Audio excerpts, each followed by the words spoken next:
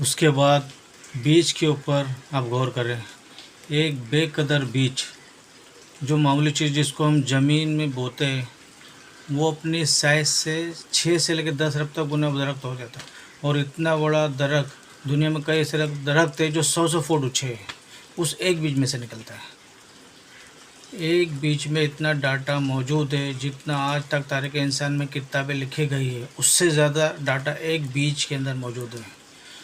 दुनिया की कोई हार्ड डिस्क इतना डाटा स्टोर नहीं कर सकती जितना एक बीज के अंदर है। एक बीज के अंदर ये डाटा मौजूद है कि इस बीज से जो दरख्त बनेगा उसकी मोटाई क्या होगी, उसके साथ जो पत्ते लगेंगे उसके पत्तों की तादाद क्या होगी, उसके पत्तों का कलर क्या होगा, उसके साथ जो फ्रूट लगेगा फ्रूट का रंग क्या होगा, फ्रूट का जायका क्या होगा, उसकी खुशबू क्या होगी, उसके ज़रिए जो आगे पोलन गिरेंगे उसके बाद कितने दरख्त बनेंगे, ये तमाम के तमाम डाटा एक बीज के अंदर मौजूद है। ज़मीन और आसमान की सारी मखलूक मिलकर एक बीज नहीं कर सकती, जिसको ज़मीन के गहरे में बोया जाए और उसमें से इतना बड़ा दरख्त निकला जाए। इंसान पागल हो जाता है बीज की कंस्ट्रक्शन देखकर। तो इतना बड़ा एक कॉम्प्लेक्स निज़ाम जो बीज है, तो क्या खुद ब खुद बन रहा है? जो काम ज़मीन और आसमान की सारी मखलूक मिलकर नहीं कर सकती, वो खुद ब खुद कैसे हो सकता है? इस पर ज़रा गौर करें, इसके ऊपर ज़रा स्ट्राइक करें अपने दिमाग पे कि इतने बड़े बड़े काम हमने कभी गौर ही नहीं किया, कैसे हो रही है सब काम। फिर पत्तों का जो निज़ाम है, एक जो पत्ता है वो पूरी की पूरी एक फैक्ट्री है। ऐसी फैक्ट्री है जो सोलर एनर्जी को, सूरज के ज़रिए पत्ता अपनी खुराक खुद तैयार करता है, सोलर एनर्जी के जरिए, फोटोसिंथेसिस के ज़रिए। पत्ते को ये सब कौन सिखाता है? एक दरख्त में 10,000 से 1 लाख तक पत्ते होते हैं। ये खुद ब खुद कैसे हो रहे हैं? दरख्त के साथ क्या कोई मोटर पंप लगी है? मगर वो 100-100 फुट तक जो दरख्त होते हैं उन तक पानी जा पहुँचता है। क्या कोई पंप लगा हुआ है? क्या कोई कैपिलरीज का निज़ाम है? ये निज़ाम इतना कॉम्प्लेक्स सिस्टम जो पानी की जो वाटर की जो सरफेस टेंशन है उसको यूज़ करके पानी ऊपर तक जाता है, ये खुद ब खुद हो रहा है। जो काम करने से नहीं होता है वो खुद ब खुद कैसे हो रहा है? इसको कोई कंट्रोल अथॉरिटी है जो इसको चला रही है। ज़मीन आसमान की सारी मखलूक़ात मिलके अगर एक पत्ता बनाना चाहे या पत्ते का मटेरियल बनाना चाहे, कितना खूबसूरत रबर प्लांट कभी हाथ में पकड़ा आपने? उसको टच करके देखो, बंदा परेशान हो जाता है कि मटेरियल मिट्टी में से कैसे निकल सकता है। अरे मट्टी में तो ऐसा कोई चीज़ नहीं जो इतना खूबसूरत फूल निकल आते हैं। एक गुलाब के फूल के ऊपर गौर करें, उसके कलर के ऊपर गौर करें, ये इतना अच्छा कलर इतने हकीर मिट्टी में से निकल गया। कितने कलर्स के फूल होते हैं? क्या ये सब खुद ब खुद हो रहा है? क्या है हकीर चीज़ में से? ज़मीन में इतना सा बीज बोने से इतना बड़ा दरख्त निकलता है और ज़मीन भी कम नहीं होती। कैसी ये चीज़ बन गई? और ये दरख्त पूरा सिस्टम चलता है, फिर उसके आगे पोलन गिरते हैं, फिर उसके आगे नस्ल चलती है। ये इतने बड़े बड़े काम क्या खुद ब खुद हो रहे हैं? और इसके बाद सबसे हैरान कौन? इंसान है। इंसान, हमारा जो दिल है रोज़ाना 1 लाख बार धड़कता है। 1 लाख बार हर इंसान का दिल धड़कता है, और 1 लाख बार धड़कने से 10,000 खून हमारी वेन में ट्रैवल करता है रोज़ाना। और हमारे जो वेन जो है, इनको अगर जोड़ा जाए 1 लाख किलोमीटर बनता है। 2.5 चक्कर पूरे ज़मीन की बन सकते हैं अगर कोई इंसान की वेन जोड़े जाए। इन तमाम वेन में जो खून दौड़ता है क्या खुद ब खुद दौड़ता है? इस चीज़ पर गौर करें। उसके बाद हमारे जो गुर्दे हैं रोज़ाना 25 बार डायलिसिस करते हैं। एक डायलिसिस की कीमत मार्केट में तकरीबन 4,000 पकड़ लो। 4,000 को 25 से ज़ब्त करो तो 1 लाख रुपये का काम हमारे गुर्दे रोज़ाना मुफ्त में कर रहे हैं, मगर किसी पैसे के। डायलिसिस लगाने के लिए तो टाइम देना पड़ता है, तकलीफ़ काटनी पड़ती है। ये हमारे गुर्दे खुद ब खुद चल रहे हैं। क्या ज़मीन और आसमान के सारे मखलूक़ात मिल के ये जिस बंदे के गुर्दे फेल हुए वो चला सकते हैं? या दिल फेल हो जाए तो वो दिल चला सकते हैं? एक कोशिश होती है, हम बैटरी लगाते हैं कि दिल चल रहा है, लेकिन जान ख़त्म हो जाती है। इस तरह दिल चलने से जान नहीं आ सकती। फिर हमारे फेफड़ों के ऊपर ध्यान दो। रोज़ाना 23,000 बार सांस अंदर खींचते हैं, 23,000 बार सांस बाहर छोड़ते हैं। और जो सांस अंदर खींचते हैं और बाहर निकालते हैं, वो ऑक्सीजन पूरे खूलिए तक पहुंचती है। और हमारे जिस्म में खुलियों की तादाद कोई हज़ारों लाखों में नहीं है। हर एक इंसान में 100 ट्रिलियन सेल्स होते हैं और 1 ट्रिलियन इज़ इक्वल टू 1000 अरब। 1 ट्रिलियन 1000 के अरब। इसको समझाने के लिए साइंटिस्ट ने एग्जाम दिए, अगर इंग्लैंड जैसे 30 मुल्क है और 30 मुल्क में पूरे दरख्त सब पुर हो और हर दरख्त में 10,000 पत्ते हो, तो जितने पत्तों की तादाद बनती है ना, 30 इंग्लैंड जैसे मुकम्मल दरख्तों से भरो, वो सारे पत्ते गिने जाए तब जाके 100 ट्रिलियन कवर होता है। तो कितना बड़ा फिगर है। इतने तक रोज़ाना ऑक्सीजन जाती है। और अर्खोलिया भी एक परफेक्ट फैक्ट्री है, पूरा पावर जनरेशन है, वो अपने खुद खुराक जनरेट करता है, उस तक ऑक्सीजन जाता है, खून का निज़ाम पहुंचता है। ये सारे का सारा कॉम्प्लेक्स सिस्टम क्या खुद ब खुद चल रहा है? ज़मीन और आसमान की सारी मखलूक मिलकर ये सब आम काम नहीं कर सकते, जिसके बारे में हमको शायद वहम है ये कि खुद ब खुद चल रहे हैं। फिर अपनी आँखों के ऊपर गौर करें। हमारी आँखें रोज़ाना 12,000 बार झपकती है। 12,000 बार अगर हमारे आँख को अगर उल्टा करके ऐसा रगड़े ना, तो हमारी खाल उतर जाएगी। इससे ज़्यादा नाजुक हमारी आँखें हैं। लेकिन इस आँख के दरमियान ऐसा लिक्विड मौजूद है जो इस आँखों को घिसने नहीं जाता, कोई तकलीफ़ पहुँचाने नहीं देता। वो लिक्विड अगर थोड़ा सा ज़्यादा हो जाए तो हमारे आंसू बहने लग जाए। जैसे हमारे गले में थूक है, अगर ये थोड़ा सा ज़्यादा हो जाए तो राल टपकने लग जाता है। कई लोगों को आप देखते हैं बीमारी हो जाती है और ज़्यादा हो जाए तो बात करने नहीं आए, काम होता बात करने नहीं आए। ये क्या सब खुद ब खुद हो रहा है? अगर रोज़ाना हम अगर खुद 12,000 आँखें करें खुद से तो थक जाए। लेकिन ये बिरादा सारी चीज़ें हो रही है। किसी कंट्रोलिंग अथॉरिटी ने इसको टाइनीस्ट डिटेल तक ये कंट्रोल किया है। ये हमारे अख्तियार से बाहर है, जो खुद ब खुद हमारी आंखें चल रही है। जब कोई खतरा सामने आता है, अंधेरे चलते ना चाहते हो, हमारी आंखें खुद ब खुद बंद हो जाती है। पलकों के ऊपर बाल है, ना सिर्फ ये बाल, हमारे नाखून पे जोर देखो, गोश्त में से नाखून निकलता है। गोश्त में कौन सा मटेरियल है जो नाखून बाहर निकल रहा है? ये गोश्त में से दांत निकल रहे हैं, दूध में से बाल निकल रहे हैं। बंदा पागल हो जाए। ये सब इस गोश्त में से इतनी मुश्किल कैसे कैसे निकल रही है। और नाखून हमें काटने पड़ते हैं, लेकिन दांत काटने नहीं पड़ते, ये ख़ास मकदार पर जाके रुक जाते हैं। अरे दांतों को बाप है जो कहता है कि इसके बाद तुमको रुक जाना है, आगे नहीं बढ़ना है। सर के बाल बढ़ते हैं लेकिन हमारे आईब्रो के बाल नहीं बढ़ते। इसको कौन कंट्रोल करता है? ये सारी की सारी चीज़ें क्या खुद ब खुद हो रही है? जो चीज़ करने से नहीं हो सकती है वो कैसा हो रहा है अपने आप? इससे बड़ी तो बेवकूफ़ी कोई बात नहीं। सबसे मुश्किल जो इंस्ट्रूमेंट है हमारा दिमाग। दिमाग जो है, हमारे दिमाग के अंदर 10 अरब खुली है, और जो हमारे दिमाग के अंदर जो कनेक्शन है वो 100 ट्रिलियन है, equivalent of quantity of cells in our human body. जो भी मैंने एग्जांपल दिया था इंग्लैंड जैसे 30 सिंबल को, वो सेम कनेक्शन हमारे दिमाग में भी है। हमारे दिमाग में 1 मिनट में 10 लाख चेन रिएक्शन होता है, जिसकी वजह से दिमाग काम कर सकता है।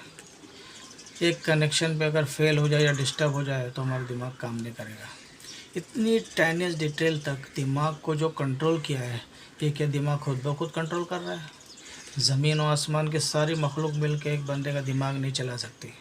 अगर उसका दिमाग ख़राब हो जाए या कनेक्शन डिस्टर्ब हो जाए, या अक्सर लोगों को ऐसा मसला होता है कि खून आ गया इसको और ये दिमाग जो इसकी शरियानें फट गई, तो ये जो 10 लाख पर मिनट रिएक्शन हो रहे हैं, इनकी वजह से हमारे जिस्म का पूरा निज़ाम जो चल रहा है, हमारे सूंघने की, हमारे चखने की, हमारे देखने की, ये सारे जो नर्व्स का जो सिस्टम है हमारा दिमाग कंट्रोल करता है। फिर इंसान अपने रिप्रोडक्शन पर गौर करें। इंसान पैदा किससे हुआ? एक मनी के कतरे से। मनी के कतरे के अंदर 1 करोड़ 20 लाख स्पर्म मौजूद है। हर मनी के कतरे में इतनी ताकत होती है कि 1 करोड़ 20 लाख इंसान से पैदा हो सकते हैं एक कतरे में से। उन 1 करोड़ 20 लाख स्पर्म में सिर्फ एक स्पर्म जो है वो गाइड होता है पूरी एक स्टोरी है। उस माँ की मदर की, और ये उसको फर्टाइल करता है। उसके बाद प्रेगनेंसी ठहरती है और बच्चा बनना शुरू हो जाता है। एक स्पर्म को कौन रास्ता दिखाता है और वो किस मुश्किल रास्तों से गुजरती है? मस्त तो इंसान पागल हो जाए। इंसान पागल हो जाता है इस चीज़ को सोचने से, देखने से। तो ज़मीन और आसमान के सारे मखलूक़ात गिन के एक बच्चे को बना सकती है। पागल है सब के सब लोग परेशान हो जाते हैं कि मनी के कतरे से इतना बड़ा इंसान कैसा बन सकता है। उस मनी के कतरे में कोई ऐसी चीज़ नहीं है जिससे आग का ढेला बन जाए, उसके पीछे शीशा लग जाए, उसमें से कोई ऐसा चीज़ नहीं कि बाल जैसा मटेरियल बन जाए। फिर वो सारी की सारी चीज़ें मिलकर इतने परफेक्ट हारमोनी में बन के बाहर आ जाती है। ये कैसा हो रहा है? जो काम ज़मीन और आसमान के तमाम इंसान मिलकर नहीं कर सकते वो खुद ब खुद कैसे हो रहा है? इसके लिए बायोलॉजी की जो चंद लॉज फाइनल हुए हैं उसमें से एक लॉ ये भी फाइनल हुआ है, यूनिवर्सल लॉ बायोलॉजी का, living cells can not be produce by non living souls. जिंदा चीज़ जो है जिंदा चीज़ से बनती है, मुर्दा चीज़ से कभी बन नहीं सकती। ज़िंदगी में से ज़िंदगी बनेगी। अब खून दुनिया के सारे केमिकल मिलके जोड़ दो मगर खून नहीं बनेगा, ज़िंदा बनेगा खून ही ज़िंदा बनने को लगेगा, क्योंकि लिविंग सेल्स है। तो ये बायोलॉजी का लॉ से फाइनल हो चुका है। अब तक जितनी भी मैंने डिस्कशन की वो तमाम डिस्कशन है जो आम इंसान, इसमें से जो मेजॉरिटी चीज़ है जो आज का इंसान और 1000 साल पहले का इंसान है, वो इन तमाम चीज़ों को ऑब्जर्व करके एक सुपर कंट्रोल अथॉरिटी तक पहुंच सकता है। और वो अथॉरिटी अल्लाह, जो इस कायनात का अकेला मालिक है, अकेला खालिक है, जिसने अपनी शनाख्त के लिए अंबिया कराम को भेजा। और अंबिया कराम ने बरकत से ये लोगों तक तमाम शनाख्त पहुँची। अगर अंबिया कराम ना भी आते तब भी इस कायनात में इतनी साइंस मौजूद थी कि इंसान खुद अल्लाह ताला को पहुँच सकता था, मगर ऐसा हुआ नहीं। धन कर ले हजरत नफ्स के खैर इंसान अपने ख्वाहिशात नफ्स का शिकार होगा। किसी ने बूतों को अपना खुदा बनाया, किसी ने दरख्तों को अपना खुदा बना दिया। फिर अल्लाह ताला ने इंसानियत के हिदायत के लिए आखिरी हुज्जत पे अंबिया इस्लाम का सिलसिला जारी किया। और अल्हम्दुलिल्लाह जिन लोगों ने नबियों का दामन पकड़ा वो हिदायत के रास्ते पे।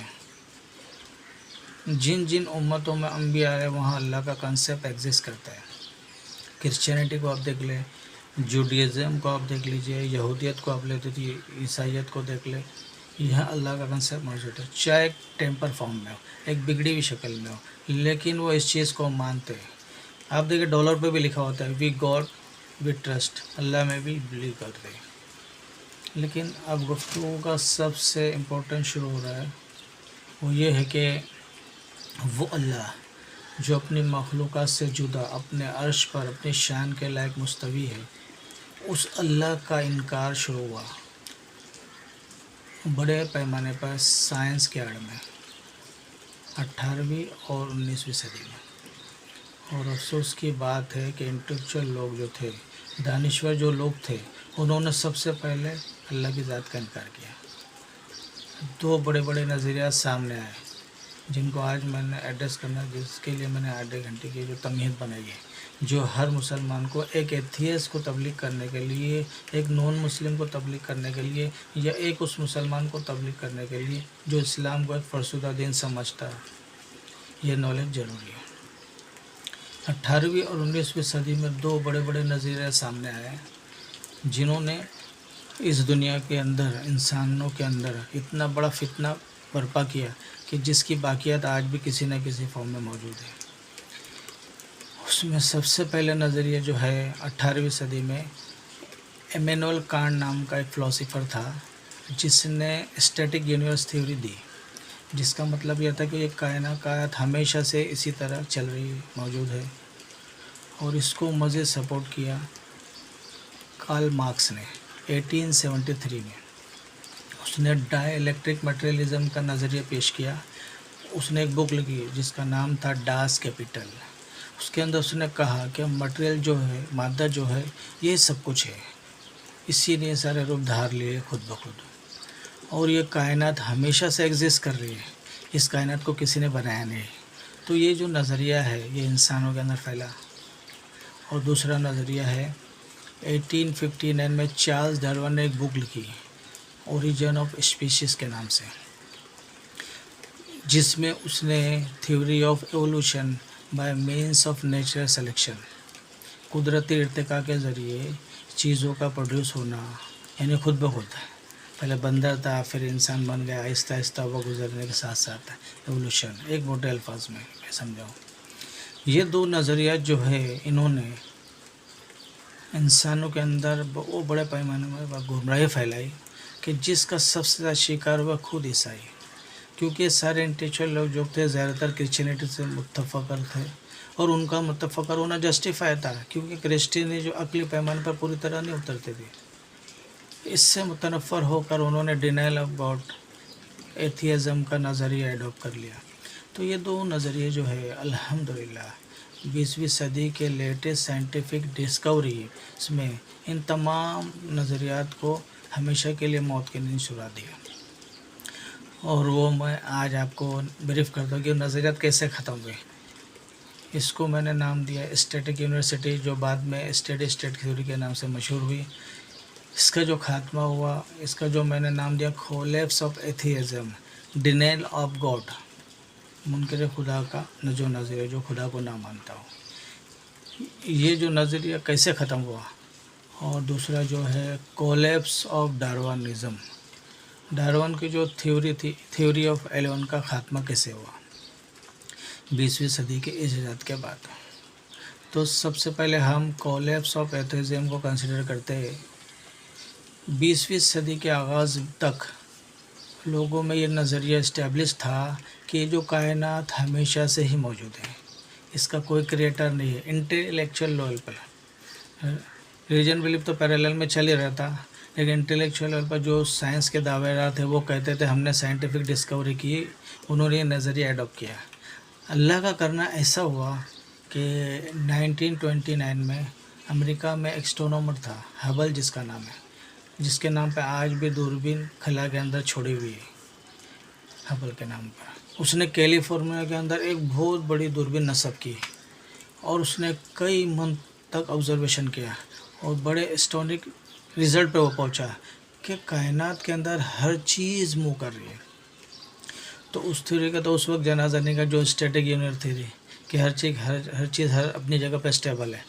फिर फ़ौरन उन्होंने पलटा खा गया, नहीं ये स्टेट चीज़ है कि चीज़ें मूव कर रही है लेकिन एक हारमोनी के साथ। फिर फ़ौरन उन्होंने पलटी मारा, झूठ के तो पाँव नहीं होते, क्योंकि डिनाइल ऑफ गॉड उन्होंने तो करना ही था। दूसरी चीज़ हबल ने ये ऑब्ज़र्व की कि कायनात में हर चीज़ चल रही है, एक दूसरे से दूर जा रही है, क्योंकि फिज़िक्स का लॉ है। पॉइंट ऑफ ऑब्जर्वेशन जो होता है, जहाँ से हर चीज़ के लाइट सोर्स को आप देख रहे थे, अगर उसका स्पेक्ट्रम ड्रॉ किया जाए और रेट से शिफ्ट होना शुरू हो जाए, इसका मतलब ये होता है कि वो चीज़ आपसे दूर हो रही है। पॉइंट ऑफ ऑब्जर्वेशन स्पेक्ट्रम ऐसा ड्रॉ किया जाए किसी लाइट सोर्स का कि बतदरीज वो रेड की तरफ शिफ्ट हो रही है, तो इसका मतलब वो दूर जा रही है उस मुकाम से। तो हैरान हो कि कायनात में हर चीज़ एक दूसरे से दूर जा रही है, यानी कायनात मुसलसल फैल रही है। तो उससे उसने ये निकाला कि कायनात फैल रही है, तो हम अगर टाइम को रिवर्स करें तो क्या कोई ऐसा पॉइंट भी आएगा जहाँ से शुरू हुआ हो, कि जैसे आज में बहुत सारे जैसे करेलो ये सब में फेंको तो जाहिर एक सिंगल पॉइंट से स्टार्ट होगी। फिर साइंस ने उसका नाम दिया कि तमाम कायनात एक सिंगल पॉइंट से स्टार्ट हुई, जिसका वॉल्यूम तो ज़ीरो था लेकिन उसकी डेंसिटी इन्फिनिट थी। वॉल्यूम ज़ीरो का मतलब है नथिंग से सब कुछ होना, और एक धमाका हुआ और इतनी बड़ी कायनात जो वजूद में आई। इसको उन्होंने नाम दिया बिग बैंग थ्योरी, बड़ा धमाका। लेकिन अभी तक थ्योरी था, उसके अगेंस्ट स्टेडी स्टेट के अगेंस्ट अभी तक इस्टेब्लिश नहीं हुई थी, फैक्ट नहीं बना था। अल्लाह का करना ये हुआ कि इसी दौरान में पैरेलल में आइंस्टाइन ने मैथमेटिकली कैलकुलेशन के ज़रिए रिज़ल्ट निकाल लिया था कि कायनात में हर चीज़ मूव कर रही है। लेकिन क्योंकि उसका उठना बैठा इन्हीं एथिक्स लोग के साथ में था, तो उसने ये चीज़ छुपा के रखी थी। जब हबल ने फिजिकली ऑब्जर्वर से सब चीज़ देख ली, तो आइंस्टाइन ने फिर ऑन रिकॉर्ड वीडियो के ऊपर ये तमाम चीज़ें बताई कि it is the blunder of my life, कि मेरी ज़िंदगी का सबसे ब्लंडर ये है कि मैंने ये हकीकत कई साल पहले मालूम कर दी थी, ये तमाम हकीकत, लेकिन मैंने इन मुनकरी खुदा का रिगार्ड करते हुए इन चीज़ों को बयान नहीं किया। और उसने मान लिया कि मेरी मैथमेटिकली कैलकुलेशन भी यही बोलती कि कायनात में हर चीज़ एक दूसरे से दूर जा रही है।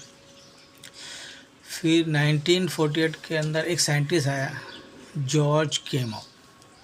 उसने ये कहा कि अगर कायनात एक धमाके से प्रोड्यूस हुई है तो उस धमाके का कहीं ना कहीं रेडिएशन तो होगा, कुछ बाकियात तो होगी इसकी, जो इवनली डिस्ट्रीब्यूट फ़िज़ा में होना चाहिए। जैसे कहीं धमाका होता है तो फ़िज़ा में वो गर्द गुबार तो फैलता है ना, इस तरह की रेडिएशन तो कायनात में मौजूद होना चाहिए अगर धमाका हुआ तो। 1965 के अंदर दो साइंटिस्ट थे जो खुद मटेरियलिज्म के ऊपर बहस करने वाले थे। उनकी कभी ख्वाहिश नहीं थी कि ये तमाम चीज़ हो। एक का नाम था पेनदियास और दूसरे का नाम था रॉबर्ट विल्सन। इन दोनों ने जॉइंटली मिलकर यह रेडिएशन दरियाफ्त किया। इसकी वजह से उसको, उन दोनों को नोबेल प्राइज़ भी मिला। फिर मज़ीद उसकी कंफर्मेशन के लिए 1989 में अमेरिका ने एक स्पेस शटल लॉन्च की। इसका मिशन था क्या, प्राइमरी मिशन था कि वो कोबी को दरियाफ्त करें। कोबी क्या है? कॉस्मिक बैकग्राउंड रेडिएशन या इमिशन। 8 मिनट के अंदर स्पेस शटल ने फ़ौरन रिजल्ट दिया कि कायनात में इवनली डिस्ट्रीब्यूटेड उस रेडिएशन के असरात मौजूद हैं जो उस बिग बैंग की तरफ निशानदेही करते हैं। अब इसके बाद ये थ्योरी जो है फैक्ट बन गई, fact of big bang. Science से ने यूनिवर्सली ये एग्री किया कि बिग बैंग थ्योरी जो है ये थ्योरी नहीं है, ये फैक्ट है। और फिर उस वक्त वो ये बंदा ज़िंदा, ये बंदा ज़िंदा इस वक्त, वो जो बहुत बड़ा माहिर है तो फिज़िक्स के अंदर अथॉरिटी माना जाता है, इंग्लैंड के अंदर है, स्टीफन हॉकिंग के नाम से। उस बंदे ने ये स्टेटमेंट दी कि बिग बैंग जो थ्योरी जो है इसका इस्टेब्लिश होना और हबल की जो डिस्कवरीज़ है ये डिस्कवरी ऑफ दिस सेंचुरी है। बल्कि उसने कहा कि मेरे नज़र इंसानियत की तारीख में सबसे बड़ी बिग बैंग थ्योरी है। फिर उसने उसके ऊपर मज़ीद कमेंट दिए। एक book, brief history of time, उसने एक बुक लिखी, उसके अंदर ये कमेंट देता है कि जो बिग बैंग हुआ था इतना प्रिसाइजली कंट्रोल था कि इसका जो फ्रैक्शन इन अ बिलियन, एक अरब से अरबों हिस्से का आगे से अरबों हिस्सा, इसके बराबर भी अगर एक्सपेंशन रेट, अगर रेट एक दूसरे से दूर होने का, अरब से अरबों हिस्सा, उसका अगला से अरबों हिस्सा अगर थोड़ा सा ऊंच नीच होती तो ये कायनात दोबारा कोलैप्स कर जाती है, कायनात वजूद में ही नहीं आती। इतना टाइनियस्ट डिटेल के अंदर ये वर्ल्ड दुनिया मौजूद है। कोई शख्स अगर ये पेंसिल को इस नोक के ऊपर अगर खड़ा करता है, एक अरब सर ये पेंसिल को खड़े रहे खुद ब खुद, ये हो सकता है कभी नोक के ऊपर खड़ी रहे पेंसिल? इससे ज़्यादा बैलेंस रिक्वायर्ड था इस कायनात को बनाने के लिए, इस धमाके से।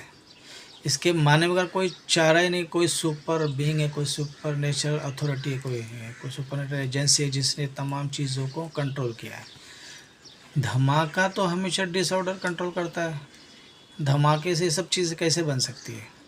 धमाके से तो एंट्रोपी इंक्रीज होती है। सेकेंड लॉ ऑफ थर्मोडायनामिक्स भी ये कि एंट्रोपी हमेशा इंक्रीज करती है। एंट्रोपी फिजिक्स के लैंग्वेज में डिसऑर्डर को कहते हैं। इसको यूँ मैं समझा तो समझो एक गिलास है कांच का, एक कांच के गिलास के अंदर मैं एक लेयर बनाऊँ, समझो ब्लू कलर की लेयर है, छोटे छोटे ब्लू कलर के बॉल के लोर, उसके ऊपर रेड कलर का बॉल डालो, उसके ऊपर येलो कलर के बॉल हो, ये 3 लेयर में अगर लाऊं, उसके बाद मैं वो हिलाने लगूँ ऐसा ऐसा, तो अरबों साल तक भी हिलाता रहो, तो दोबारा तक वो ऑर्डर क्रिएट नहीं हो सकता। वो सब मिक्स हो गए, अभी जो एक के ऊपर अगर रखे थे अभी मिक्स हो गए। इसी तरह से धमाके से डिसऑर्डर क्रिएट होता है। जिसने इतना खूबसूरत धमाके से कायनात बना दी, इतने खूबसूरत चाँद सितारे सैयारे बनाने, इसके माने बगैर कोई चारा नहीं है कि कोई अथॉरिटी इसको कंट्रोल करे। हाँ, अगर इसको अगर रिमोट कंट्रोल के ज़रिए बॉल को कंट्रोल किया जाए तो हो सकते हैं। तो बिल्कुल इसी तरह जो कायनात में जो बिग बैंग हुआ ये पूरा प्रिसाइजली कंट्रोल था। उसको साइंटिस्ट ने नाम दिया कि वो एक सुपर बीइंग है। उस वक्त एक रिसाला निकलता था, रिसाले की टॉप हेडिंग थी साइंस फाइंड गॉड। साइंस ने गॉड को, अल्लाह को दरियाफ्त कर लिया बिग बैंग के इस्टेब्लिश होने के बाद।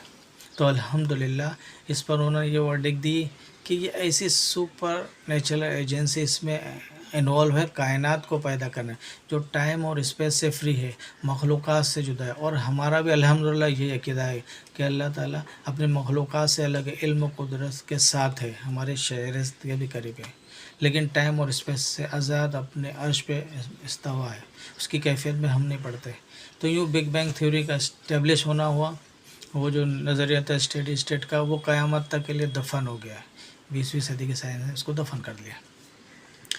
दूसरा नज़रिया जो डार्विनिज़्म का था, थ्योरी ऑफ एवोल्यूशन, जो कोलेप्स और डार्विनिज़्म भी जिसको कहते हैं, उसका नज़रिए को कहता है कि एक सिंगल सेल खुद ब खुद बन गया, किसी कीचड़ के अंदर पैदा हो गया, सूरत हाल अपने आप बन गई, फिर एक खुले से कई खुले और सारे जानवर वगैरह कीड़े मकोड़े सब अपने आप बनते चले गए, कुदरती नेचुरल सिलेक्शन के ज़रिए सारी चीज़ अपने आप बनती चली गई। लेकिन 1955 के अंदर 1955 में दो साइंटिस्ट थे जो खुद मटेरियल पे बहस करने वाले थे, अल्लाह की ज़ात के जो मुनकिर थे। एक का नाम था जेम्स वाटसन, दूसरे का नाम था फ्रेंसिस क्रिक। उन दोनों ने जॉइंटली मिलकर डीएनए की फ्रैक्शन दरियाफ्त की। जीन्स उन दोनों ने धर के हर पेड़ में न्यूक्लियस होता है, हर खुले के अंदर जीन्स होता है। एक चाय के चम्मच के अंदर इतने जीन्स आ जाते हैं, इतना डाटा मौजूद हो कि आज तक तारीख़ इंसान में जितनी किताबें लिखी गई और कितनी हज़ार साल तक लिखी जाएंगी, उससे ज़्यादा एक चाय के चम्मच में जो जीन्स आते हैं उसमें अगर जीन्स लिखा है तो उनमें लिखा जा सकता है। और वो जीन्स इतने प्रिसाइजली डाटा इनकोड होता है, हर इंसान के जीन्स दूसरे इंसान के जीन्स से मुख्तलिफ होते हैं, और जीन्स के डाटे को अगर लिख लिया जाए तो उससे पता चल सकता है कि ये जो इंसान है, और ये भी उन्होंने किया है, काफ़ी हद तक कामयाब भी हो गए। 700-800 साल पर अगर वो इंसान मरा है तो उसके दांत तोड़ के उन्होंने उसके जीन्स निकाले, डीएनए निकाले और फोरेंसिक इन्वेस्टिगेशन किया, और वो बता सकते हैं कि इसके दांतों का साइज़ क्या है, इसके आँखों की शक्ल क्या होगी, आँखों का साइज़ क्या होगा, आँखों का कलर क्या होगा, गुर्दे का साइज़ क्या होगा। Each and every organ of human body, उसका मुकम्मल टेनियस डिटेल तक डाटा जो है लिखा जाए तो करोड़ों किताबें चाहिए, वो तमाम जीन्स के अंदर मौजूद होता है। इसी वजह से अमेरिका में एक मोमेंट सामने आई जिसने टोटल इस चीज़ को रिजेक्ट किया है कि ये चीज़ जीन्स की जो स्ट्रक्चर है, ये डीएनए की जो स्ट्रक्चर है, ये बाय चांस तो बन ही नहीं सकता। ज़मीन व आसमान के सारी मखलूक़ात मिलकर एक जीन्स नहीं बना सकता। इतना इंटेलिजेंटली जो डिज़ाइन है इंसान के, जो जीन्स है, जो जानवरों के जीन्स है, ये खुद ब खुद बन ही नहीं सकता। अमेरिका में एक मोमेंट चली जिसका नाम इंटेलिजेंट डिजाइन मोमेंट। वो थ्योरी कह रही थी कि हर चीज़ इंटेलिजेंटली जहानत के साथ डिज़ाइन की गई है, बाय चांस नहीं है। बाय चांस की बजाय इंटेलिजेंटली डिज़ाइन है, ये थ्योरी उन्होंने ईजाद की। इस मोमेंट के अगेंस्ट जो है नई थ्योरी जो थी, थ्योरी ऑफ क्रिएशन, वो फैक्ट ऑफ क्रिएशन बन गई। जिस तरह कोलैप्स ऑफ एथेइज्म हुआ और बिग बैंग थ्योरी एस्टेब्लिश हुई, उस तरह कोलैप्स ऑफ डार्विनिज्म के बाद न्यू थ्योरी जो हुई फैक्ट ऑफ क्रिएशन, यानी हर चीज़ क्रिएट की गई है।